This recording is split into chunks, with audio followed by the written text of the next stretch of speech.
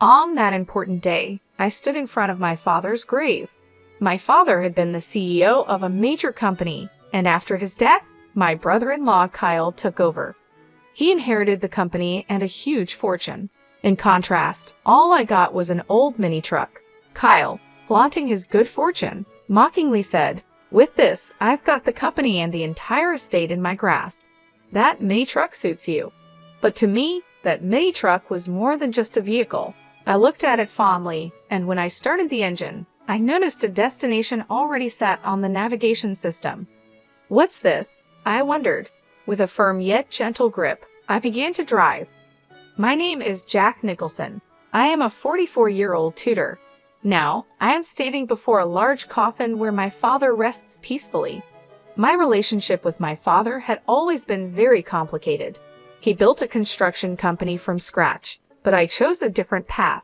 I left home to become a teacher right after university, fulfilling a childhood dream. This decision led to many heated arguments, and for a long time, we barely spoke.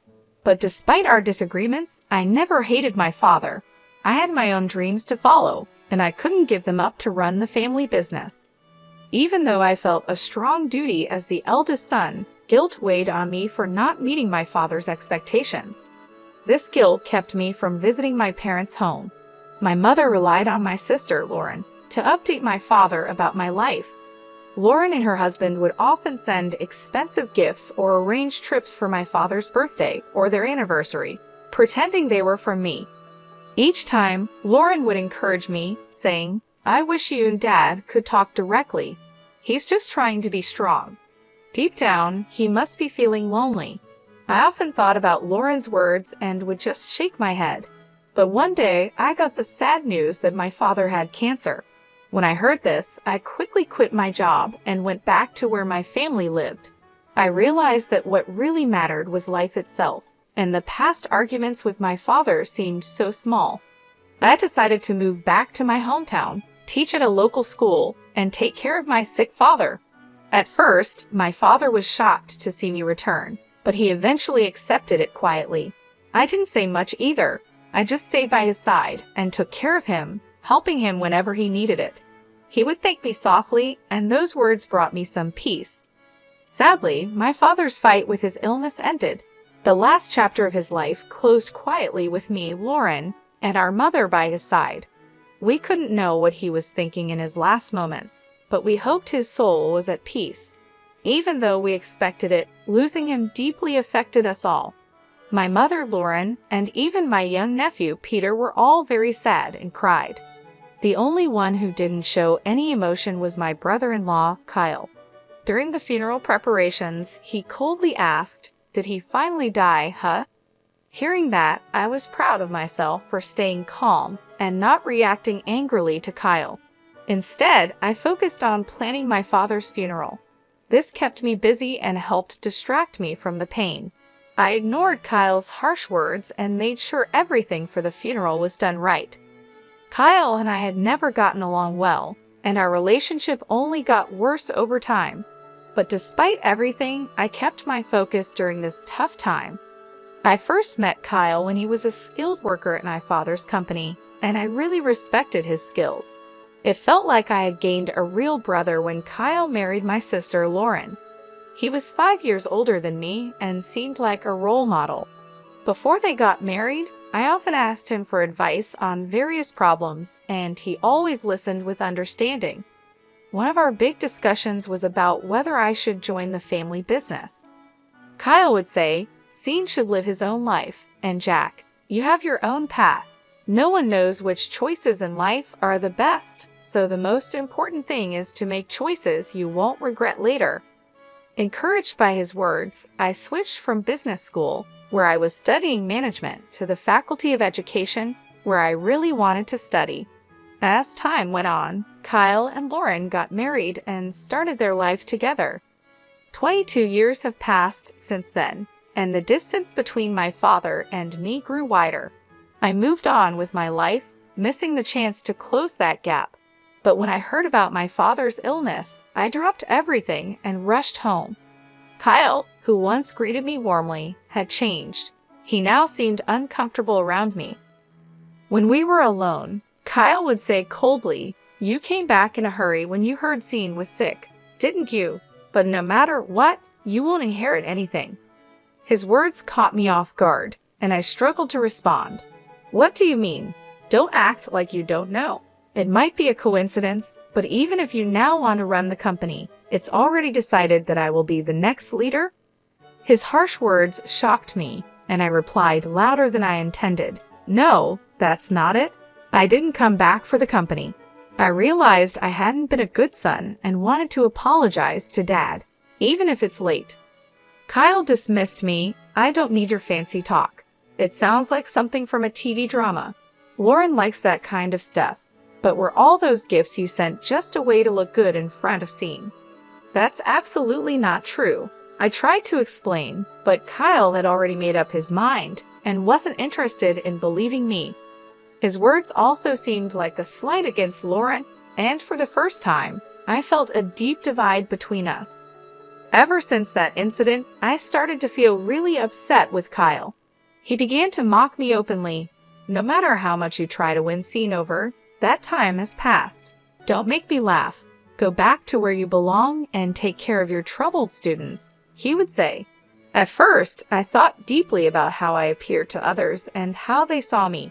But Kyle's words showed he was more concerned about himself than our father. His behavior often seemed disrespectful to both his father-in-law and his wife, Lauren.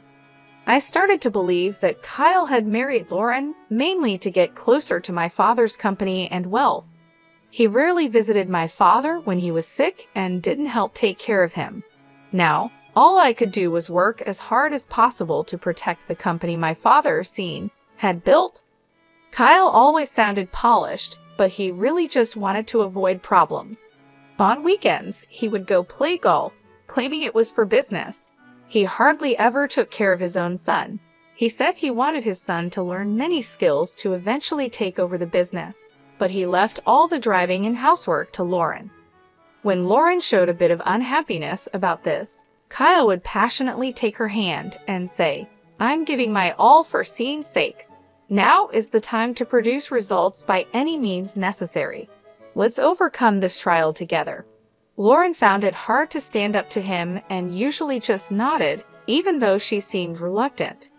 Kyle was good at acting like the perfect husband in front of Lauren, so it's no surprise she believed him. He showed his true self to me, probably because he thought I was like him. I eventually got used to Kyle's mocking, and it didn't bother me as much. However, when our beloved father passed away, I was heartbroken. I felt a deep sadness and emptiness. Although Kyle seemed upset about our father's worsening health, I couldn't shake the feeling that he had been waiting for this moment. This thought made me very sad and angry. After our father died, Kyle inherited most of our father's large fortune. Even though he was just a son-in-law, he had the same rights to the inheritance as Lauren and me, according to my father's will. He got most of the shares of the company and a lot of wealth. This unexpected turn of events left me speechless, even though I was my father's biological child. I had thought the inheritance would be split fairly among the three of us, but instead, Kyle got almost everything. All I received was an old mini truck that my father once loved. In public, Kyle seemed surprised, but alone with me, he laughed and said, "You came all the way from the city to this small town, took care of Sean day and night, and all you got is this little truck, huh? What an ironic end. Now the company is mine, and you're left with just this mini truck as your inheritance. It's like a comedy." As he left the room with a smirk, I felt empty inside. Holding the mini truck keys tightly, the cold metal made me face the harsh reality. But my family tried to cheer me up. "Keep your head up. Sean had his reasons. He didn't mean to upset you. That truck was something Dad always loved. It was his favorite vehicle. He surely cared about you." Despite their kind words, I was too hurt to respond.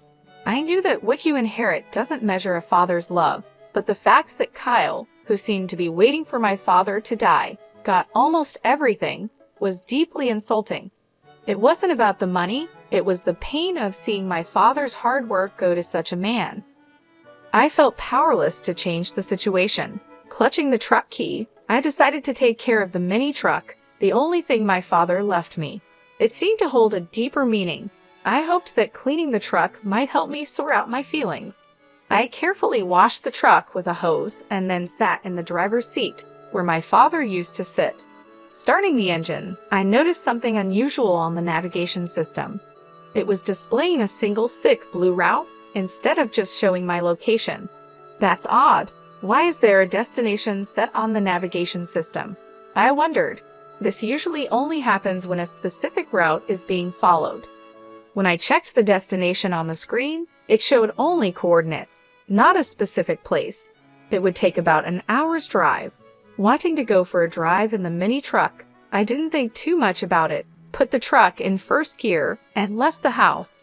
An hour later, during a pleasant drive, I arrived at what seemed like a home. It was a surprise. In front of me was a small, modest house, quite different from the larger homes in my hometown. It felt warm and inviting. The area was quiet, and I couldn't see or hear anyone else around.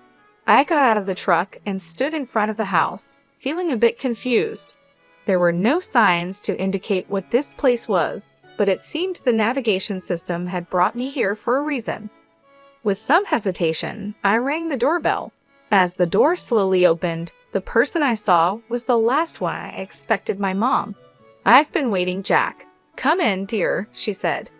"Why are you here, Mom? And how come this place was set in Dad's navigation system?" I asked. "I will explain everything, but first, come inside and relax," she replied.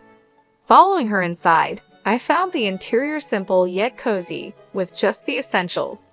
My mom made some tea and started to explain in a calm voice. "Actually, this was your father's secret hideout." A hideout? I was surprised. I've never heard about Dad having a place like this. She explained, "This place is our secret spot. We came here when we needed our own space or when we wanted some peace and quiet. If we ever had a small argument, our rule was to come here to cool off. You didn't know about it, did you?" I was stunned and deep in thought. I had no idea such a family rule existed. She continued, "And this is something your father wanted you to have." Saying this, she handed me a brown envelope. It was slightly bulging, as if something important was packed inside. I decided to read the letter addressed to me. "Jack, I have caused you a lot of trouble and made you endure unbearable hardships over the years. I am truly sorry from the bottom of my heart." The letter was filled with my father's reflections on his past mistakes and his deep gratitude towards me. He wrote, "Your mother often tells me that it was your choice to leave home, and a son has the right to choose his own path in life. We are both stubborn, but when you came back after I fell ill, it was a wonderful surprise for me, although I couldn't express it well, because I'm not good at showing my feelings. I am deeply grateful to you for supporting and taking care of the family." This was the first time I heard such heartfelt words from my father, and it made me very emotional. The letter also mentioned Kyle. To tell the truth, my distrust towards Kyle grew over time.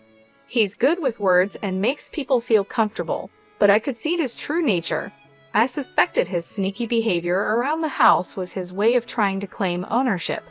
I was too tired from work and taking care of you all to notice his cunning actions. But now, knowing Kyle as I do, I believe these suspicions were correct.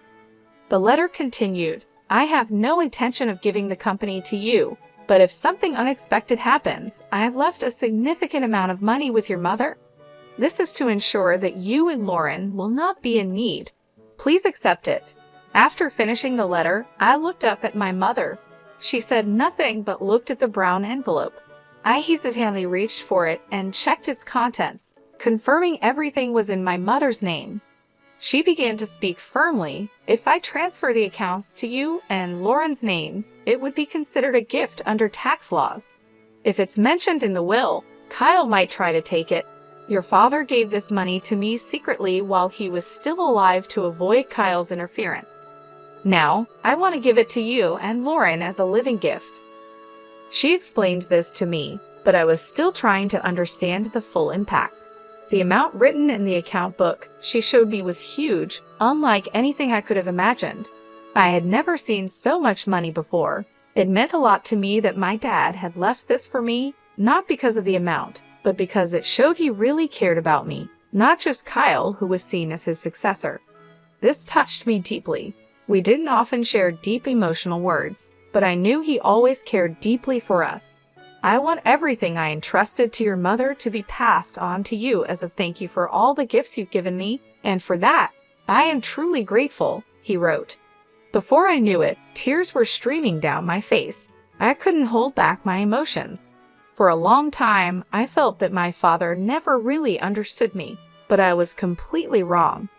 He always understood and valued me. That's probably why he trusted me with that old mini truck, knowing I would value it and use it well. Mom, I really wish I could have done more for Dad, I said, feeling deep regret. But my mother comforted me with a gentle smile.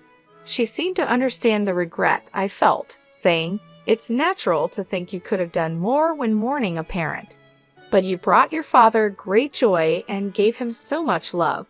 You were his greatest pride." Hearing her words made me cry again. They also inspired me to make a firm decision. I wouldn't let the company my father built fall into the hands of someone like Kyle, who had wished for his death. I had decided to quietly resist and make a careful plan without letting Kyle know I had acquired a significant fortune. The first step was to contact the corporate executives my father had trusted to build a foundation for their support. They agreed to help, supporting my desire to carry on my father's legacy. Their reactions made it clear that my father had never spoken poorly of me. Meanwhile, my mother and sister acted soothingly during the will reading, keeping Kyle's attention off me. They continued to act the same way in front of Kyle, which made him think he had succeeded and looked down on me with arrogance. Hey, do you, abandoned by your father and left a poor man, still intend to stay in this house?" he taunted. "I'm the new president now.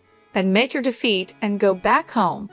Kyle would say these words dismissively, waving his hand as if he was shooing away a small fly. Since becoming CEO, Kyle's arrogant attitude created a tense atmosphere in the company. Despite his high position, he ignored his duties and became rude to his staff. This caused a lot of problems, and many skilled employees left unhappy with his leadership. Kyle didn't question his approach and remained overly confident. "Those who can't grasp my superior vision might as well quit immediately," he would say in public, making decisions without listening to anyone else. As problems in the company increased, Kyle enjoyed spending money and living lavishly, while his passion for the business seemed to disappear. When I first met him, he seemed like a great person. He was skilled, and even my dad liked him. How had he changed so much? She cried every night, hiding her tears from the children. I couldn't just watch the company fall apart. I was quietly planning my next move. The day came when I acted. I left home early and waited at the office for Kyle. When he walked into the president's office, he was shocked to see me sitting there. "What the hell are you doing? Why are you sitting there? Get this person out of here," he demanded. "The one who should be leaving is you," I replied calmly. "What are you talking about? Have you lost your mind?" Kyle looked at me as if I was an annoying insect. Using the assets our father left us, I had bought the majority of the company's shares. An extraordinary general meeting of shareholders was held, and you were officially removed as president. Kyle, I'm sorry to say, but you are no longer the president of this company. "Wait just a minute," he stammered, confused and repeating words that made no sense. "Don't you understand? I now control 2/3 of this company's shares. You thought the inheritance was just an old mini truck, but that truck turned into money in an unexpected way." Kyle tried to dig into details about the hideaway, but I avoided his questions and changed the subject, which only made him more upset. "The game is over. Leave this place immediately," I told him calmly and handed him several documents. As Kyle looked through them, his face went white. "What is this?" he asked. "These are the minutes from the extraordinary general meeting of shareholders, and this other document is your dismissal notice," I explained. Kyle became very angry, crumpled the papers in his hands, and shouted, "You think this will hold up? I'll take legal action." "Go ahead with legal action. We have good reasons for our actions," I responded calmly. "What reasons? You've just been after the old man's wealth and this company from the start." "It's nothing but jealousy," Kyle accused. "Let me ask you directly, Kyle. Have you been using company assets for personal use and signing leasing contracts for your own benefit?" I asked. "What if I have? What's it to you?" Kyle replied, his face turning pale with shock. "How did you know about that?" he stammered as I listed his misconduct, like taking home computers and other appliances meant for company use. "There's more. Computers and TVs that should be at the office are at your house, being used for personal things. Isn't that enough reason to act?" I pressed on. Struggling to respond, Kyle frantically tried to defend himself. "Why? How do you know about that?" he asked, his lips trembling. I kept my gaze fixed on him and continued, "You should have been more aware of your responsibilities. Did you become complacent when you thought you controlled everything?" I had been gathering information about Kyle's actions from the company's executives. After our father passed away, Kyle became more arrogant. He used to at least pretend to respect others, but as president, he began to shift his work onto others and even fell asleep in his office. This attitude caused many loyal employees who respected my father to leave, frustrated by his behavior. Kyle, upset by the situation, doubted my ability to manage, emphasizing that it was impossible for me to fulfill the role of a manager. I had never worked a day in this company. Think about it. How can someone with no experience in running a company become president? It's impossible to trust management to someone like you, Kyle argued. You're absolutely right, I agreed. I have no intention of becoming the president of this company. My sitting in this chair is just a symbolic message to you. In fact, a new president has already been elected by a different board of directors and is already carrying out their duties. Kyle was stunned. He stood there with his mouth open and his eyes wide, shocked by the turn of events. He had been sure that I was after the presidency and had schemed to replace him. As I've said many times, I'm not after the president's position. My only goal is to honor my father and protect the company he spent his life building, I explained. Who would believe such fancy talk? Kyle retorted. He thought I only cared about the wealth and status that came from our father, not his true worth. After my reply, Kyle trembled with anger for a moment, but then composed himself. "Do you think this is over and you can just enjoy it?" he scoffed, and then stormed out of the president's office. That night, something unexpected happened. Lauren threw divorce papers at Kyle, ending their marriage. This was a result of his misconduct at the company and his eventual firing. The new president was chosen from among the directors who respected my father and were determined to protect what he built. I felt the company should be led by someone who would continue my father's legacy, a sentiment my mother and sister supported. As I coordinated Kyle's dismissal with the lawyers, Lauren was preparing for the divorce. On the day she mentioned divorce, her hurt voice filled the house with a heavy atmosphere. "Why do you turn away from me now? Is it because I've lost the title of president and you've lost interest in me?" Kyle asked. Maintaining her calm but firm, Lauren replied, "There's no point in talking about betrayal. You were the one who betrayed our relationship from the start. Your love was not for me but for the title of the president's daughter. You neglected our home, didn't help raise our children, showed no respect to our sick father, and in the end, you tried to take everything from our father for yourself. Now it's time for you to face the consequences." Kyle had no response to Lauren's words. She had endured a lot, worrying about her children's futures and the fate of the company. But thankfully, the inheritance from our father gave her a solid financial base to raise her children after the divorce. We planned to live a peaceful life away from conflict with our mother and sister. Our only concern was the possibility of retaliation from Kyle, but he was now out of funds. He had lost a lot of money to an investment scam and was even in debt. This scam involved a man pretending to be from a brokerage firm who was actually a fraudster. Kyle, swayed by convincing words, lost a significant amount. This situation shows how people can exploit those who suddenly have a lot of money. Now, Kyle was suffering the financial consequences of his actions. Meanwhile, I spent fulfilling days taking care of my mother. I enjoyed a peaceful, comfortable life, continuing my work at the tutoring school. My mother and I also took great joy in caring for my nephew Peter, who was very fond of us. His presence added happiness to our daily lives. When I grow up, I'm going to be a president like Grandpa, Peter declared, his words filled with the innocence of childhood dreams. This brought smiles to our faces and even made my mother tear up with emotion. Lauren and I exchanged knowing looks, our smiles reflecting warmth and understanding. You might say that now, but I wouldn't be surprised if you want to become a teacher when you're in college. I teased him gently, reflecting on similar past statements, which made everyone laugh.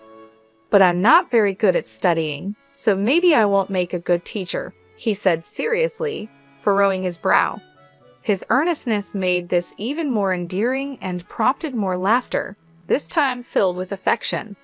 In that moment, filled with an overwhelming sense of happiness, we realized we were truly living in the present, enjoying our family unity and ready to face whatever the future